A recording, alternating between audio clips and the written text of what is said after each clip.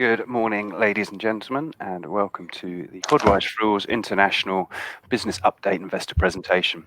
Throughout this presentation, investors will be in listen-only mode. Questions are encouraged and can be submitted at any time via the Q&A tab situated on the right-hand corner of your screen. The company may not be in a position to answer every question received during the meeting itself. However, the company will review all questions submitted today and publish responses where it's appropriate to do so. These will be available via your Investor Meet Company dashboard. I would also like to remind you that the presentation is being recorded. Before we begin, we'd like to submit the following poll. I would now like to hand you over to Mike Kirk, Chairman, and Jason Miles, CEO of QUADRISE Fuels International. Good morning, gentlemen. Good morning. Good morning. And good morning, everyone. And thank you very much to everyone that's taken the time to log on to listen to us today. What we've chosen to do today is the presentation is a slightly curtailed version of the one that we've been using most recently, so that we can focus on the business development updates that we announced in our RNS earlier on Monday. I will, as usual, go through the initial part of the presentation, hand over to Jason to take you through more of the detail in terms of where we've got to with particular projects. Then Jason will hand back to me. I'll wrap up. Then we'll hand back to Paul and the team at Investor Meet Company, and then we'll go into the sort of Q&A session. But if I could just start off and say that we're delighted to be using Investor Meet Company for this. We'd also be really pleased to hear what shareholders think about this. We think it's a great platform. There are some great advantages for us as a company, and we think you as shareholders in terms of how you can interact with us and actually see those questions answered, not just on the meeting, but post that meeting as well. So with that, if everyone's happy, we'll go through the presentation. I'm not going to read out the disclaimer. I'm sure you'll be very happy to hear. Just a very brief background. I'm Mike, Chairman. I was a former partner in the energy sector. I QUADRISE in 2015, and by background, I'm a chemical and nuclear engineer. And prior to moving into the city, I did about 8 years in the chemical and nuclear industries, and spent about 15, 20 years in the city advising companies in the energy and technology sectors. Jason? Yeah, and I'm the CEO, Jason Miles. I formerly was with BP in Petroles de Venezuela when I left Loughborough University. Studied chemical engineering, like Mike. I also got an MBA from City University, as did Mike. And really, I guess my background has been emulsion fuels ever since I left university, especially oil and water emulsion fuels, which is basically the issue with oil emulsion and now what EMSA, the EMSA project. So, yeah, delighted to give you an update later today. Thank you, Jason. I think just very quickly in terms of what we're about as a business and why we're here. There's a global problem in the HFO market. There's an oversupply from both producers and refiners who make too much heavy oil and heavy oil products. The recent 2020 IMO regulations significantly reduced demand for heavy oil products. For refiners, actually producing HFO is really uneconomic. One, heavy fuel oil sells at a discount to crude oil. But within that heavy fuel oil, there's a significant quantity of valuable distillates that they use for blending to a lower viscosity. That instead of selling at a premium, they're having to sell at a discount to crude. And on top of that, it's actually significantly polluting. It consumes energy to handle in use. It's quite hard to burn, and it's got significant harmful emissions in terms of soot, NOx, SOx. And to give you an idea of the scale of this market, it's about 135 billion a year. So a really big market, and we're looking to address significant proportions of that market. EMSA is a unique solution because we give a technology that eliminates the need for these oil or distillate-based diluents. So instead of using them, we use water plus a very small amount of additives that we get from our partner, Nouryon. It saves refinery distillates, providing them with cheaper energy, and significantly improves refinery yields and profitability.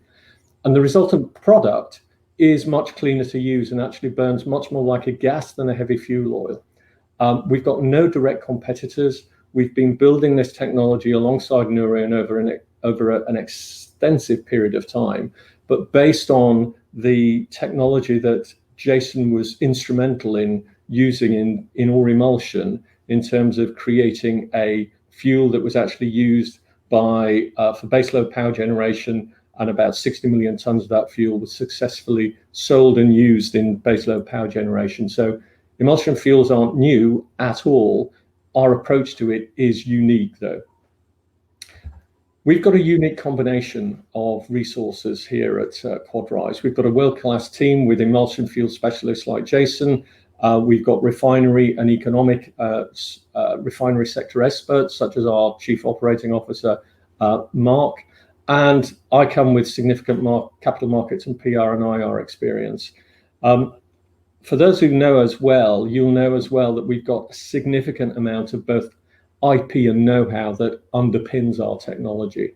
And that comes from that know-how from actually selling and using 60 million tons of emulsion fuel from the sort of late 1990s, early 2020s. And throughout that time, we've been working with our global technology partner, Nourion, which was formerly known as AkzoNobel. We've got an exclusive additive supply and a joint RDI and IP program with them. And that has been going on for the last 16 years. We're now going to show you a short video, which for those who are not familiar with us, we will hope gives you a really good understanding of what we're about as a business. Every year, the world uses $135 billion of fuel oil. This helps to generate electricity, power shipping, and support industry. Sustainable alternatives are still years away, so the world's finite resources should be used more efficiently, at a lower cost to us all. Since 2020, the new IMO environmental standards have meant big changes for global fuel oil. QUADRISE has developed MSAR, a synthetic fuel oil that's cheaper and cleaner. We process heavy oil residues into tiny droplets using proven emulsion technology.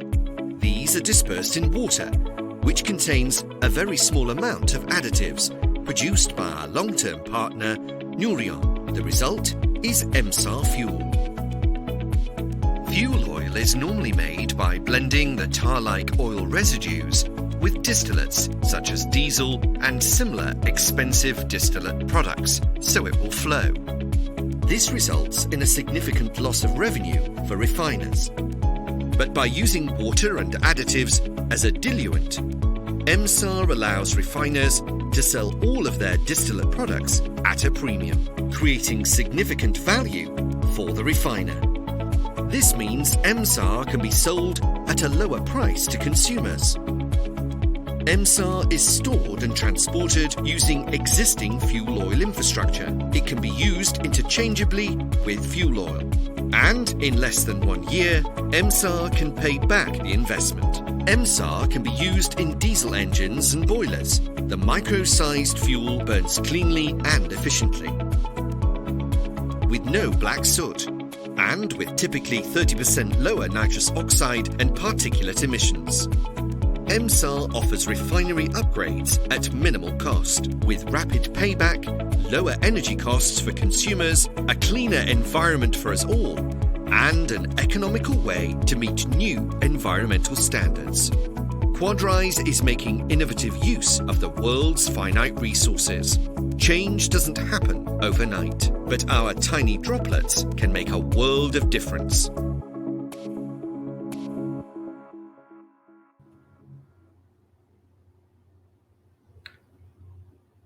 Right, for those of you who haven't seen that before, I hope you found that very helpful. We're actually quite proud of that. We think it gets over our message really clearly. Just in terms of our sort of global opportunities, what I'd like to do is just take a step back. If we look back 2 or 3 years, we had 2 major projects, one in the power, one in the marine sector. Around 18 months ago, the senior team sort of developed a new strategy, which was all about both broadening and deepening the number of opportunities that we're looking at. This slide gives you an overview of the way that we're doing that, and we can do that in a very economical and a very effective way through the use of local partners. This has been particularly important during the sort of COVID crisis, excuse me, as we've had local people on the ground who have been able to have face-to-face meetings with our clients, not all of the time, but we've been able to, we think, significantly mitigate the impact of that through the use of our global range of partners in particular markets. I'm going to hand over now to Jason, who's going to go through a number of these in more detail. Thank you, Mike. So the first project I'd like to tell you about is the International Chemicals and Mining Group in Morocco. This is an industrial client, uses fuel oil to power kilns, furnaces, and steam boilers within the country, various different sites. We signed the agreements with them at the end of last year for a pilot plant trial, which was due to commence at the end of Q1 2020. To meet that program, we delivered all our equipment, did a lot of testing beforehand as well, some of which I think you've probably seen in some of the videos on our website. And then we delivered then a quantity of fuel to the site for the pilot trial. Unfortunately, obviously, COVID-19 happened, so we weren't able to gain access. And even though Morocco has very recently opened up its borders, we're still not able to get into the site yet. The site is, to be clear to investors, the site is still closed to basically only letting essential people in. So non-essential people, including management of that particular facility, are still working from home. So they're treating obviously the operation of that facility as mission critical at the moment. So even where we can get in the country, can't get in the site. Having said that, recent discussions with the clients are that we plan to commence the trial next month. That's when we're jointly expecting for the site to open up to third parties, and obviously we're looking forward to completing that trial. To maintain progress in the project, and to show that the client is extremely committed to this project, we've actually started work on the phase 2 projects as well. So phase 2 are trials on larger units, which would then lead to commercial supply. So those trials were the next step. To do that, there's a lot of engineering work that needs to be done on site, and at the moment our team here in the office, which is where I am, and the guys in QRF, we're working hard to complete that work. And again, we plan to get to the draft studies for that particular phase 2 work completed to submit to the client this month. So working is definitely in progress with the client. The client we have weekly calls with, and the team are very engaged with keeping the program going. So there seems to be there definitely is very good movement forward in that particular project. Obviously, we're subject to the pilot trial going ahead next month, which is the plan. The Valcor Greenfield Energy project is, I guess, a subject of quite a few RNSs recently, both from ourselves and from one of the partners with Tomco. This is basically a heavy oil and a paraffinic oil upstream application. So there are different oils that are available in Utah that could be utilised to produce an IMO compliant MSAR.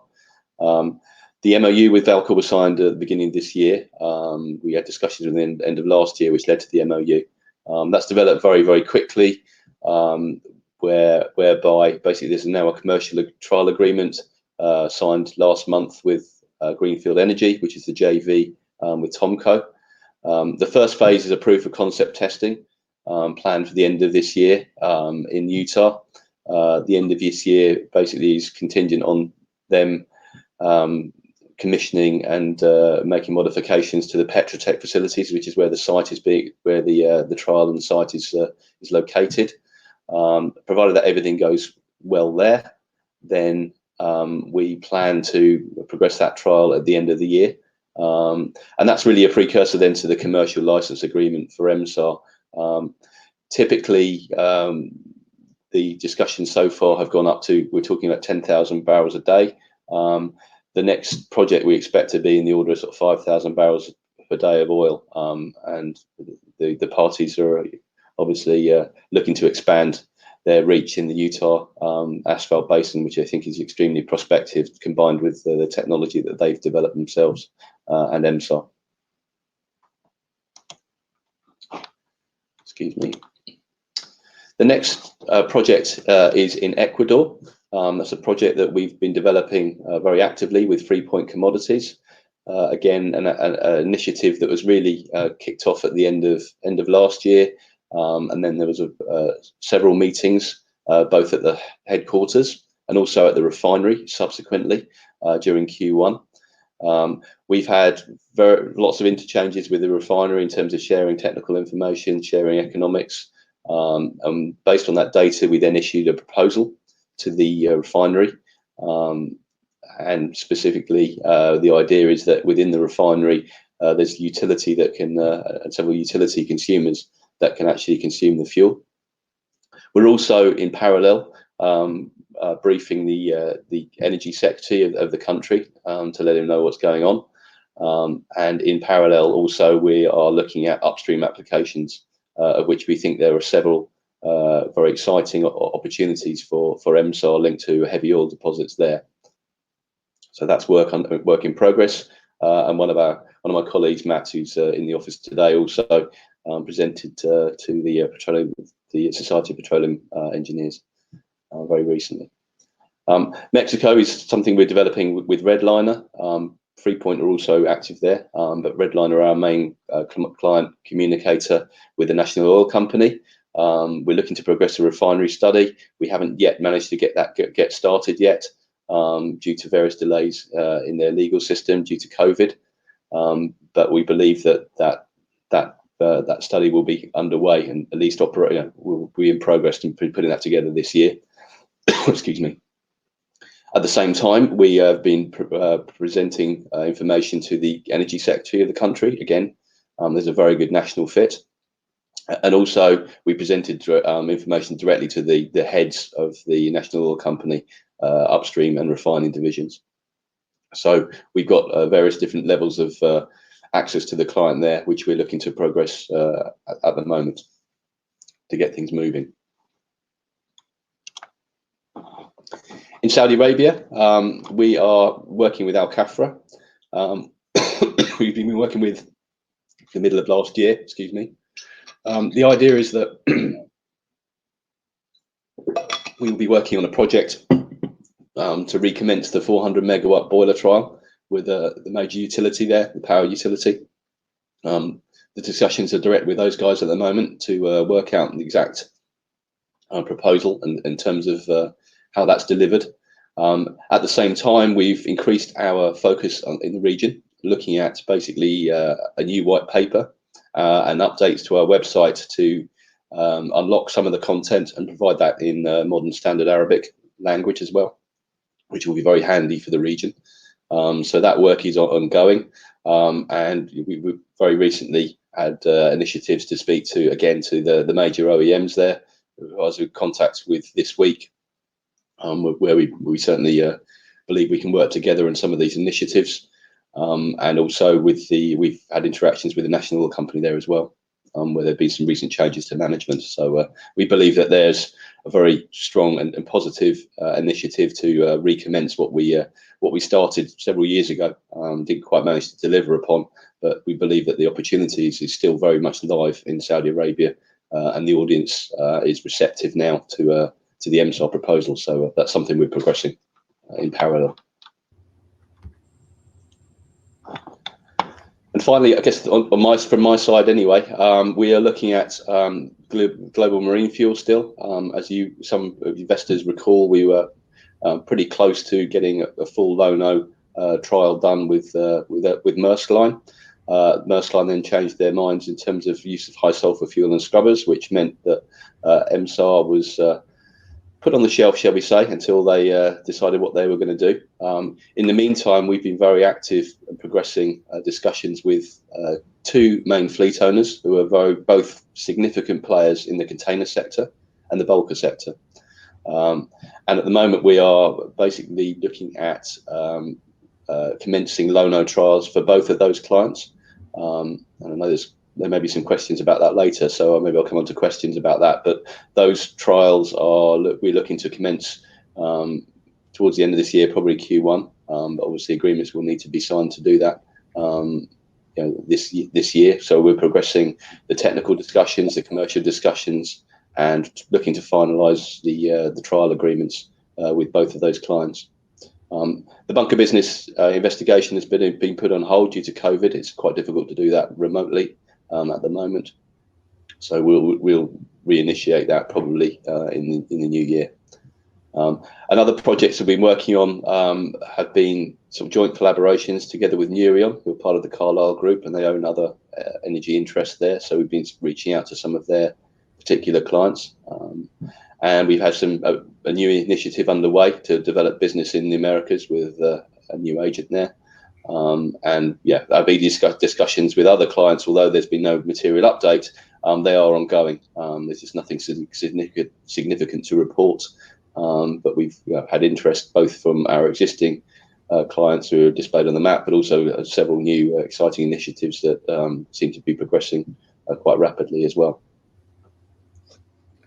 Thank you, Jason.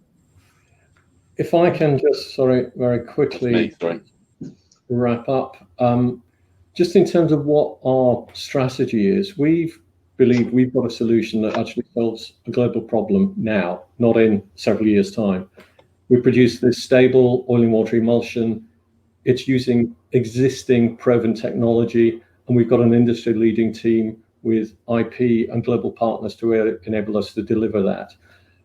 For those who are looking to make this transition, we know that the future is about renewables, but it's going to take a long time to get there at scale.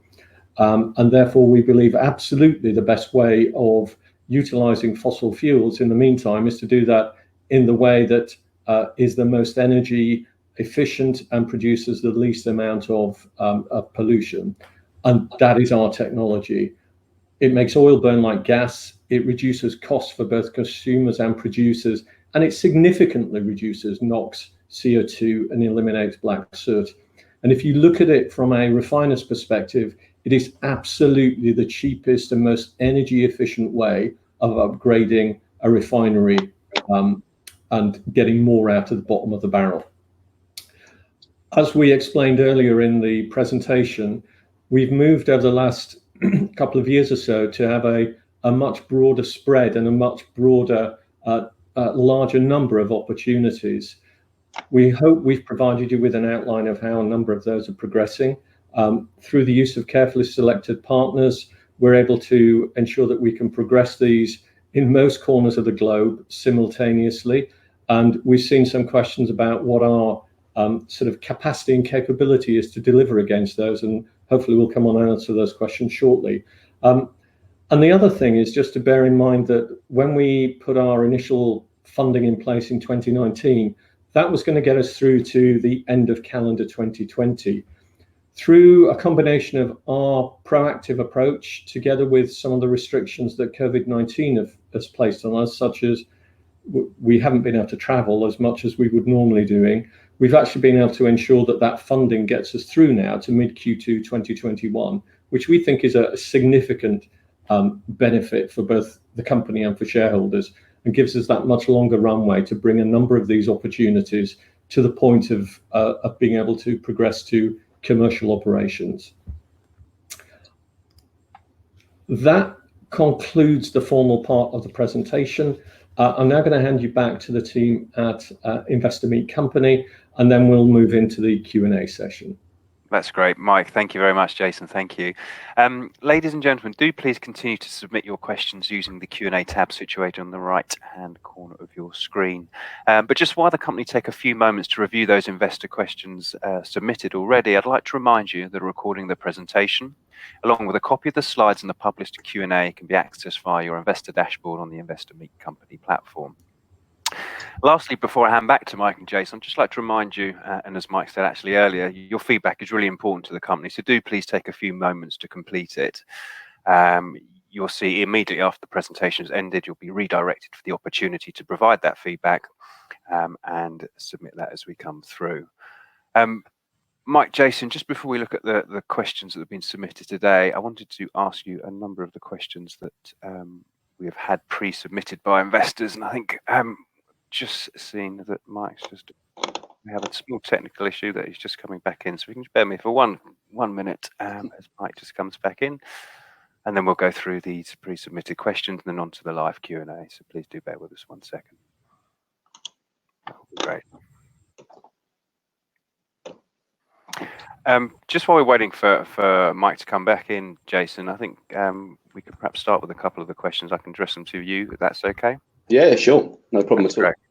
And hi, Mike. Hi there. Yeah, but Hi please go ahead as you've just outlined. Yeah, Thank you. No problem at all. Okay, Jason, perhaps we could start this one. A couple of questions here just around Morocco. In Morocco, how much of the phase 2 trial work is completed? Will it begin immediately after the trial pilot completes? Please outline the next steps as much detail as possible.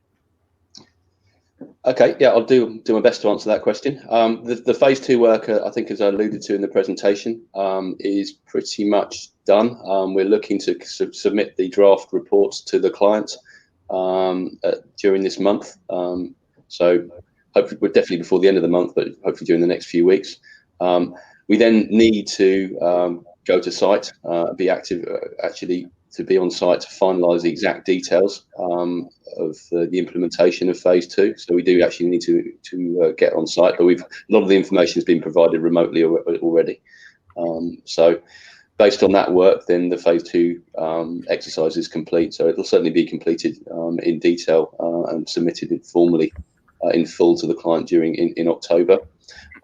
In terms of how quickly can the phase 2 work or the phase 2 trials commence after the pilot trial work, yes, there will be a phased implementation. The pilot trial will happen first, and the phase 2 work can only commence obviously once we've signed agreements and issued those to commence. Obviously, we get paid for that work as well. So we're looking to finalise those agreements again during Q4 this year, and as early during Q4 as possible to commence the phase 2 work. That's great, thank you. And just to perhaps expand on that Morocco question, we had another one in. Can you please elaborate on the detailed plans to get into Morocco to start the trial?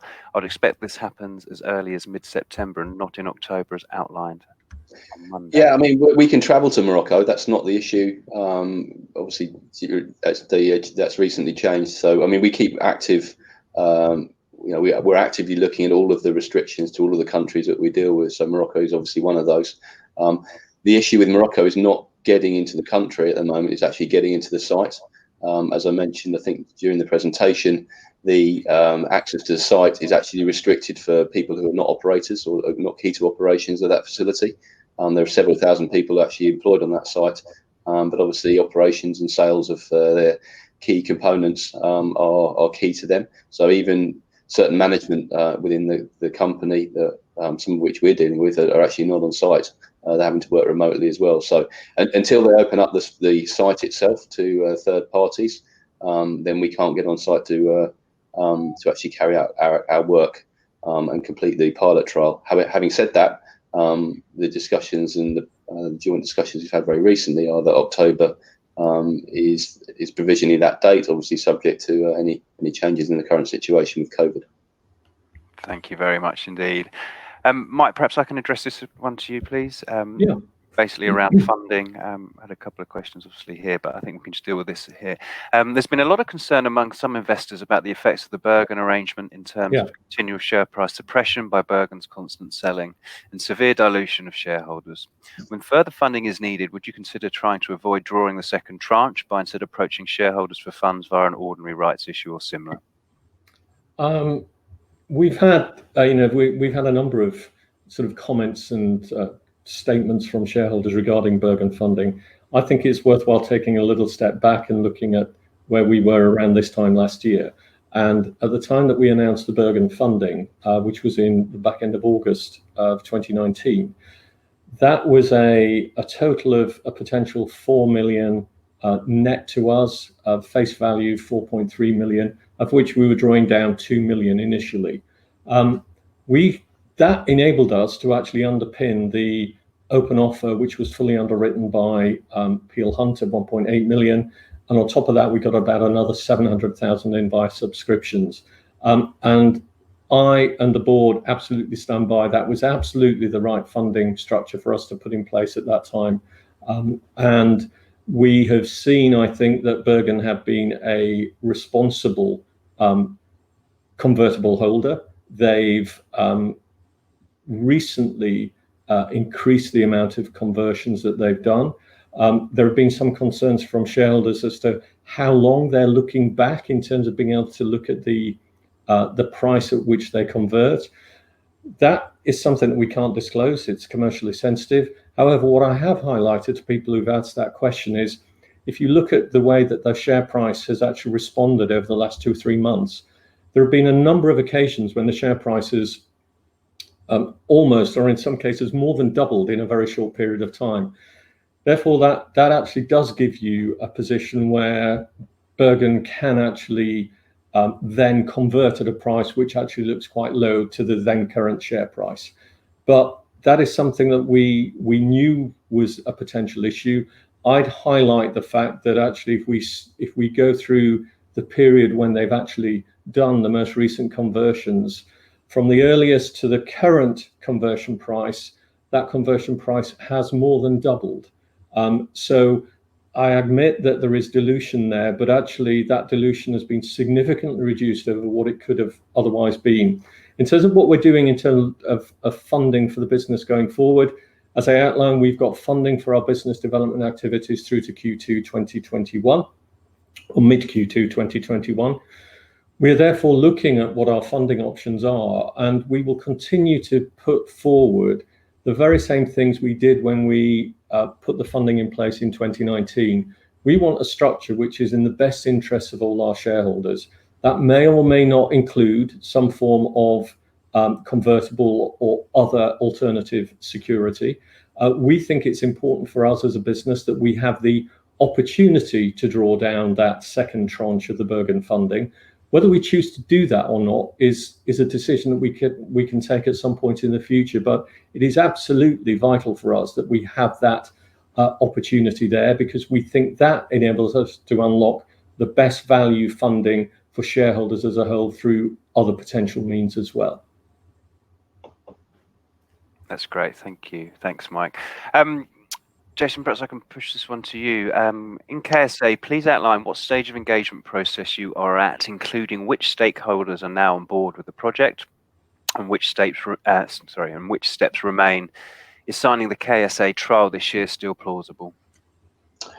I guess as time progresses, obviously, the chance of actually getting a trial agreement signed off by the end of this year certainly diminishes. Having said that, we've got very good engagement with the utility. We're dealing with some very senior people in the electricity utility who are very, they're pretty much sold on the emulsion fuel idea already. I see there's another question come in separately online via the link with GE Power, which I can answer separately. But certainly we're engaging at a very senior level with the energy utility.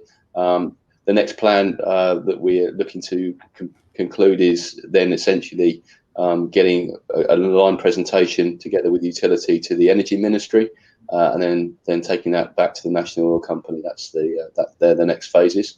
The National Oil Company is required to, because they're still the supplier of fuel to the main utilities and all the industrial users in the kingdom. So there have been several changes to management in that regard, which is positive for us as well. We believe we've got a very, very good platform to move forward, aligned with the work that we're doing on the white paper and other work in the region as well. We see this is a really, it's always been a very large opportunity for us, but we haven't given up by any stretch of the imagination at all. Efforts have doubled, and in fact, people in the kingdom now are more receptive to online communication than they ever were before. So, which has really helped us actually try and get our message across to key people. Paul, could I just step in and then? Of course. I think that as we outlined during the presentation, and Jason did, that the publication of the white paper, which highlights the scale of the opportunity in Saudi Arabia in particular, but the Middle East in general, is part of our approach of actually just ensuring that we're able to raise our profile in the kingdom, and actually sort of talked to a number of stakeholders and influencers there. That we think is fundamental to how we can progress this. And it's been really interesting when we've talked to people within the region, that they see the fact that we've been in country for so long as an asset and not a liability. It often takes a huge amount of time and effort to get things in the region working. The fact that we've been there over this period of time, people within the region see that as something that is really important to them. They don't like companies and sort of technologies that sort of flit in and out as required. The fact that we've been committed to this region and spent significant time and effort with a number of parties over there is seen as a real asset.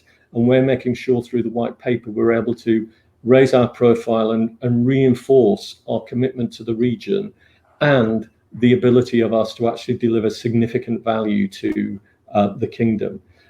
I thought it might be worthwhile, Jason highlighted it, but perhaps Paul, the question that came in from Mark S. Regarding the work being done by the utility over there, it might be helpful for Jason just to clarify that. Yeah, I guess people can see, Paul, can they? They can see the No, just yourself. Okay, so the question if you from could read it out, please. Thank you. Yeah, I will do. Yeah, sorry. The question from Mark S was the electricity company, electricity company and GE Power signed an agreement in November last year for a project, including the emulsion of fuel, which is highly likely to be MSAR, is what Mark S is saying. This is extremely positive. SEC to seem to be 100% behind the technology stroke project. Can you tell us how close we are to the final piece of the jigsaw, MSAR production for the trial at a refinery in KSA? Question mark. It has been more than 15 months since we signed the MOA with Alcafra. A very good question and a good observation from Mark. The actual agreement that was signed between SEC and GE Power really related to basically a fuel, water and fuel emulsion technology, which they were looking to develop to improve the combustibility of fuels in gas turbines, as well as steam boilers. But it's a different technology to us. It's different to MSAR. So the work that's been done by them obviously has progressed together with KAUST as well.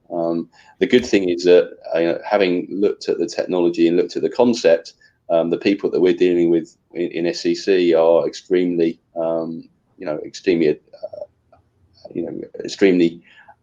now adept at understanding the benefits of emulsion fuel, having seen the results that they get from the water and fuel emulsion, which is we would say an inferior version of what we have today. So the final piece of the jigsaw is the 400 megawatt trial. It doesn't necessarily require a production actually in a KSA refinery. We're actually looking at other options to do that more locally to the power plant at the moment. So it is a little bit complicated, obviously, because there are many players involved. But we believe that both the technology, the concept, and what we propose in terms of the trial are definitely we're definitely preaching to the converted now. That's great. Thank you, Jason. Guys, I think we have got some more pre-submitted questions, but just conscious of some of the questions that have come in live. Again, perhaps if you could just have a little scan through, just read out the question and the answer where appropriate for that would be possible.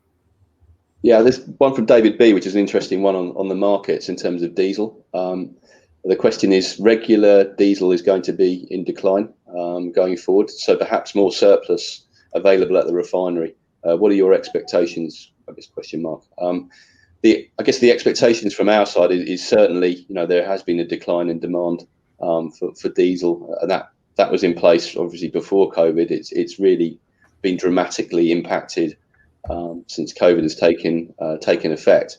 On the contrary to diesel demand for road transport, however, there's obviously been a very large increase in potential demand in the marine sector for low sulfur fuels, of which diesel goes into.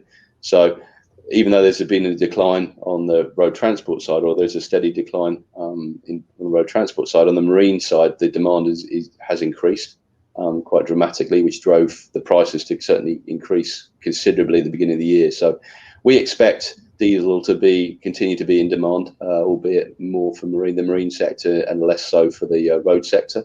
But overall, refiners will still wish to produce diesel fuel because there's a very good premium for them in the marine sector, certainly when demand recovers. And if Helen H has asked a question regarding the potential use of the product produced if we progress our activities with Valcour / Greenfield. Perhaps if I can start off with that, but actually just then hand over to Jason, that we've outlined that the agreement with Greenfield is on the basis that we'll do the phase 1 work in terms of some testing there at their site in Utah, and that's timetable to be completed this calendar year. They're then going to look at how they can ramp up production, ultimately to potentially 10,000 barrels of oil a day, which would be 15,000 barrels of MSAR per day. But we highlighted that that's probably going to be a license deal. So ultimately, it's down to the customer to find the end users. But Jason and I were on a call with the Chair / Chief Exec of Valcour yesterday. And Jason, I don't know whether you just want to go through in a bit more detail of, the sort of discussions we were having regarding how we can work together collaboratively on that. Yeah, I think initially the scale of the trial is relatively small, so there are industrial users nearby that we believe can be earmarked for the trial quantities to get the proof of concept done. The larger scale volumes are then we're working on a joint study together with Greenfield, where we're looking at the various markets that are available as quantities increase according to their production plans. So that's aligned with what quality of fuel are they providing, whether it's the conventional asphalt type material or whether it's paraffinic, and then how far afield does it need to travel by way of logistics to get it to market, both within the US or potentially as an export, either to power plants or as a marine fuel, as a low sulfur IMO compliant marine fuel. So that work's ongoing. We've just kicked off that activity following the call yesterday. It's work in progress. And there's a question from Farouk D. Well, a couple of questions actually. One was on whether we could use potentially primary bid, but Farouk also makes the question of saying it's the shareholders' fault for allowing us to issue shares on a non-preemptive basis. If I take the sort of latter one first, I think it's absolutely normal that every company, whether on the main market or AIM, would have some non-preemptive ability to issue shares. What we are particularly proud of, and that we have done over an extended period of time, is alongside any placings that we've done, we have put in place the ability for our retail shareholders to be able to subscribe on equal terms with any institutions through putting in place an open offer. We did that most recently back in September, October of last year, and we would always be considering anything when it comes to funding, ensuring that our retail shareholders are looked after in this. We think we've done a good job with that regard compared to many in the UK market, and we'll continue to regard that as something that we put a high degree of emphasis on. Whether that's through primary bid or whether that's through the use of an open offer, I can't say, but we would absolutely be ensuring that our retail shareholders are looked after. And Farouk's also asked that, or made a comment that we say the same things a lot, but why aren't the companies actually using the fuel? That's quite a complex question to answer, but I think in essence, it's historically been a case of the sort of chicken and egg between producers and consumers. And I think the trial that we undertook with Maersk at Cepsa is a good example. Cepsa went into that on the basis of being able to look at a potential opportunity with Maersk to supply marine fuels of around perhaps upwards of a million tons a year. When we got to the end of that trial, and there wasn't that commercial opportunity there, Cepsa took the decision after a period of time, because of other uses for the land on which the MSAR unit was sat, that they needed that back. We're in active discussions with both Cepsa and a number of refiners about being able to produce fuel for the marine market. Ultimately, we think, and it doesn't matter whether this is upstream, industrial, power or marine, we need to get one customer over the line showing that they are using this fuel on a regular basis, and we'll see all the other markets open up very quickly to us. And I know we've been saying that for a long period of time, but we believe that's absolutely the truth. So the work that is being done primarily by Jason, Mark and the team in terms of the business development activities across the piece are absolutely vital to us being able to get one of these over the line as quickly as possible. We've also highlighted, one of the issues in KSA, it's an extremely large and complex country to do business in. One of the advantages of the work that's been led by Jason in Ecuador is the first element of that is got one single customer, the refinery, because it's a refinery refueling project with further utility applications. So where we can, with projects, look at simplifying them because we end up with one customer, that's absolutely what we're trying to focus on.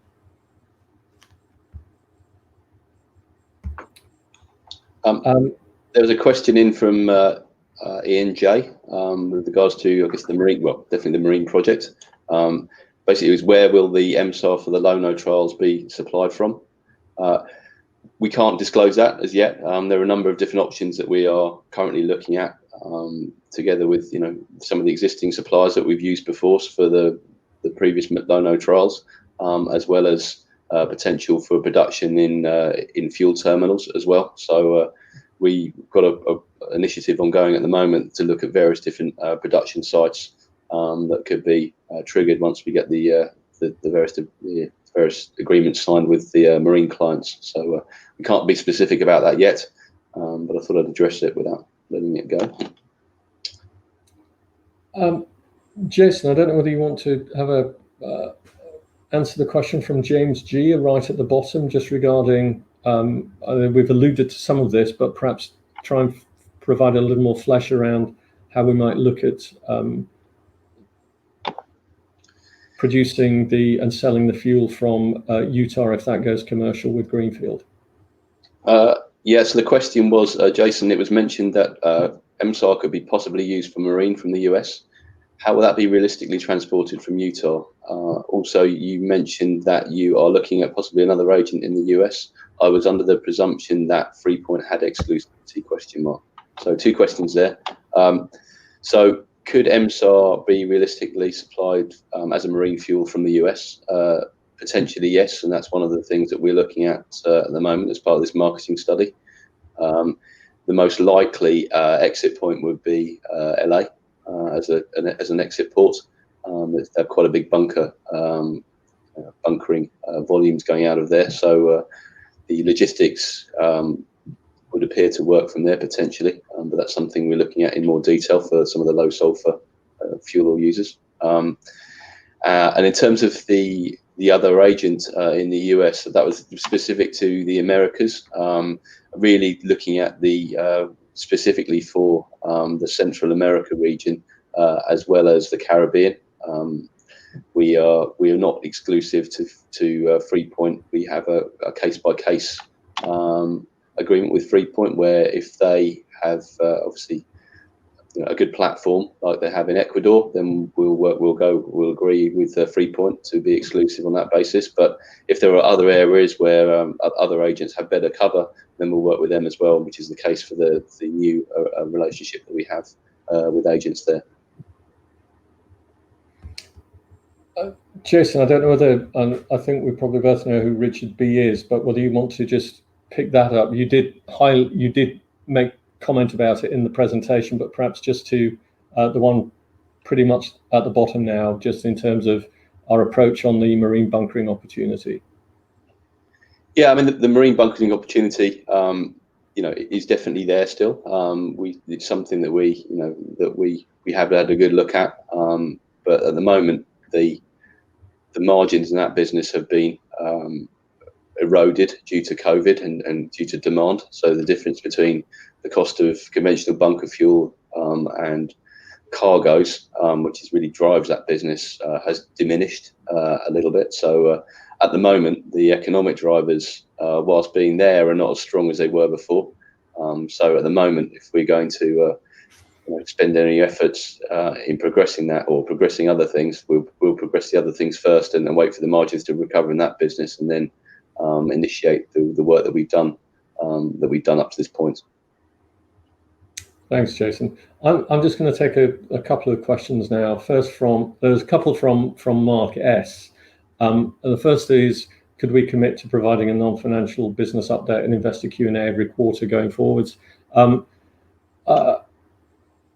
guess I'd like to answer, let's be unequivocal about this. Yes. And we'd probably like to do this through the Investor Meet Company platform because it's got a number of advantages for us.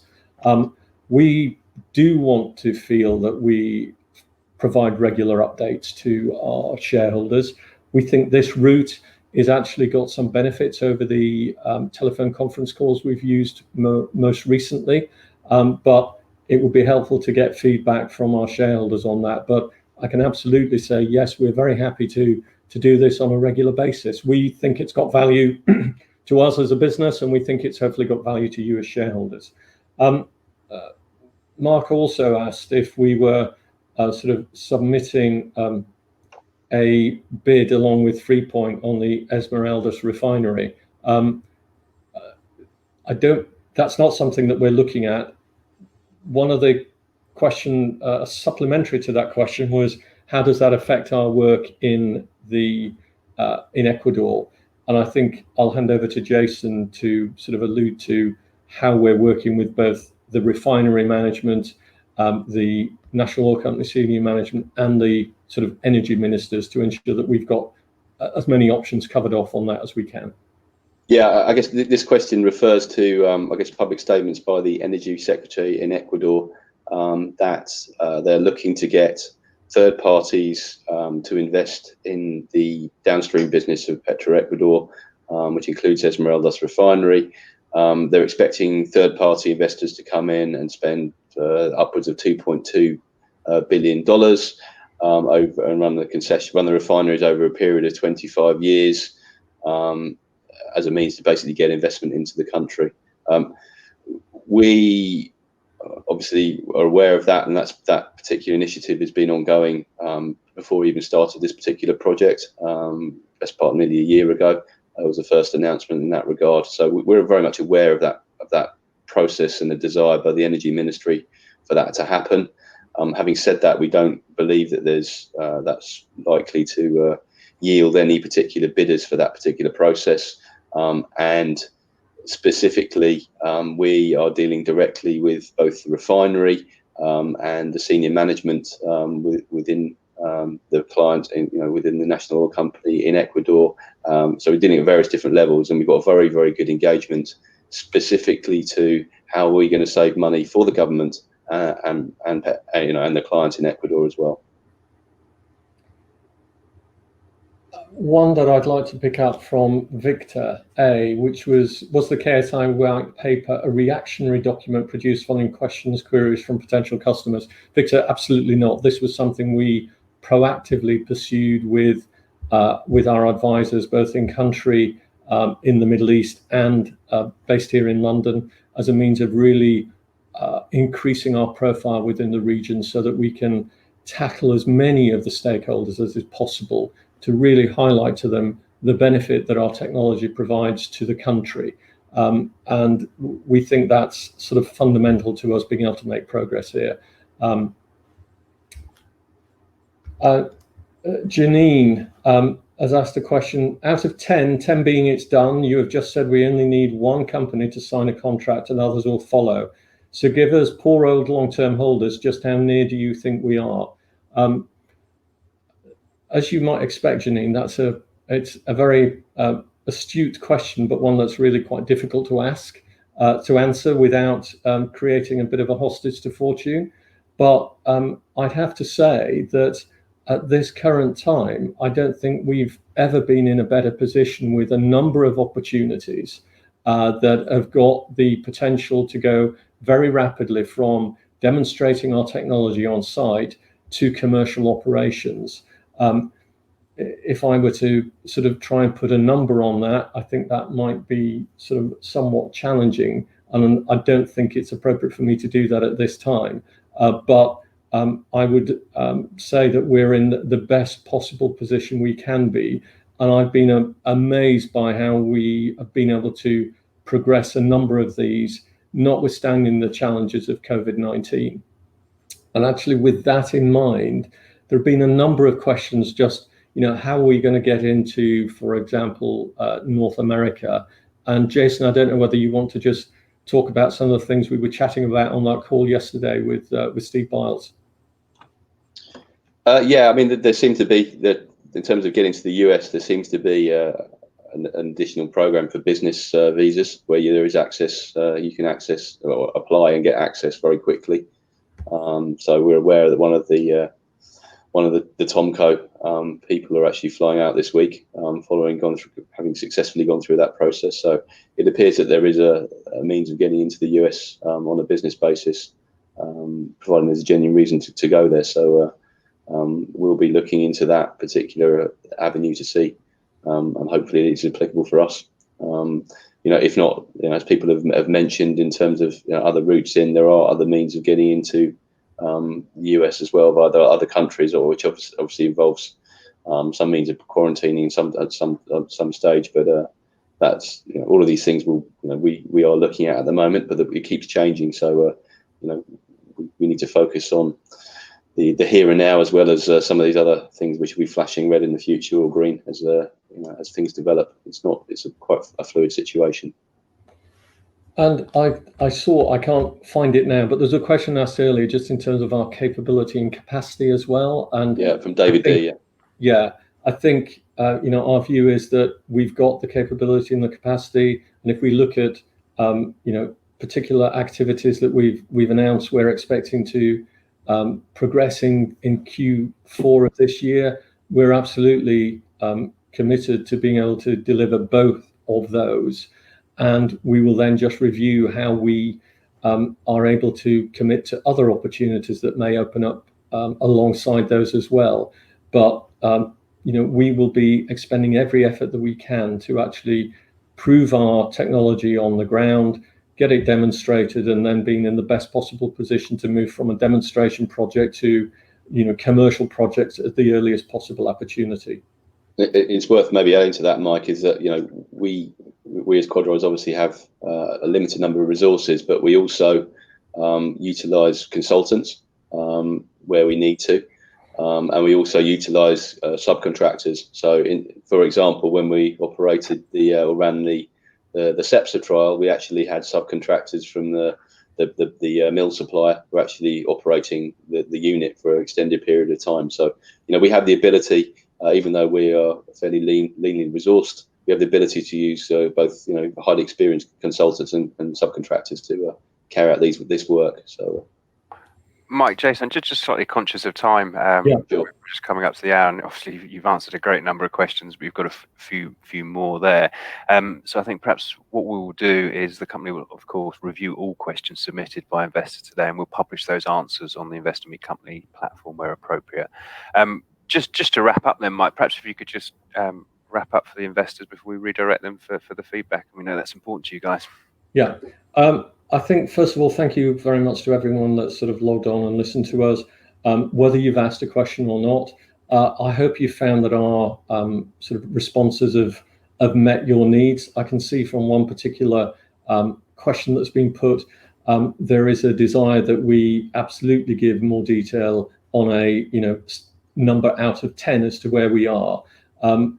I still think at this stage, it is better for us to reinforce that we have a high degree of confidence and we're absolutely committed to being able to deliver on our promises to shareholders. We realise that we've got a limited runway, albeit one that's been extended significantly through our own actions at the start of this calendar year.